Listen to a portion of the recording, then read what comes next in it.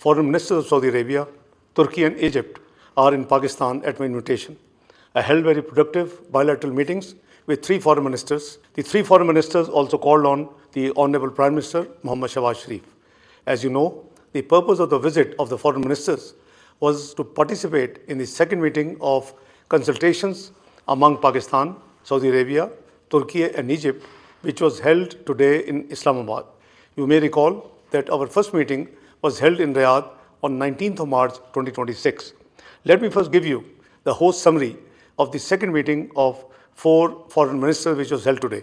The foreign ministers held a very detailed and in-depth discussion on the current regional situation. We also discussed the possible ways to bring an early and permanent end to the war in the region. The foreign ministers expressed concerns that the ongoing conflict is extremely unfortunate for its devastating impact on lives and livelihood across the wider region. We agreed that this war is not in favor of anyone and would only lead to death and destruction. The unity of Muslim Ummah in these challenging times is of utmost importance. I briefed the visiting brother foreign ministers on the prospects of potential US-Iran talks in Islamabad. The visiting foreign ministers expressed their fullest support to this initiative. The foreign ministers reaffirmed unity to contain the situation, reduce the risk of military escalation, and create conditions for structured negotiations between relevant parties.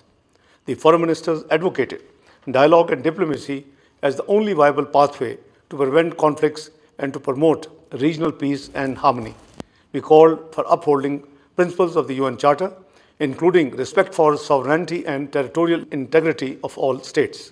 The foreign ministers also discussed ways and means to further strengthen mutual cooperation among the 4 brotherly countries. Ladies and gentlemen, let me underscore my profound gratitude to my brothers, the foreign ministers of Saudi Arabia, Turkey and Egypt for their support to Pakistan efforts for peace in the region. As you know, under the leadership of the Prime Minister Mohammad Shahbaz Sharif, Pakistan has maintained a regular engagement with our regional and international partners. We have remained actively involved in all efforts and initiatives aimed at bringing this conflict to an end. Pakistan also has very important relationship with the United States. We have remained actively engaged with the US leadership as well as part of our efforts to de-escalate the situation and finding a peaceful resolution of the conflict. In this context, Pakistan is very happy that both Iran and the US have expressed their confidence in Pakistan to facilitate the talks.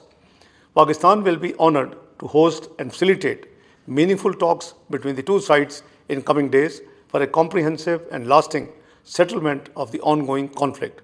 Let me also share with you that I had a detailed telephonic conversation with Chinese Foreign Minister Wang Yi. China fully supports Pakistan's initiative to host Iran-US talks. Similarly, I had detailed telephonic conversation also with the Secretary General of the United Nations. The Secretary General has expressed his full support for the peace initiative taken by Pakistan. I have also held several telephone conversations with my counterparts from different countries around the world.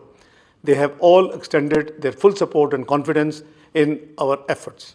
Therefore, there is a strong appreciation and support among all our friends for the efforts being made by Pakistan. We will continue our efforts with sincerity and commitment.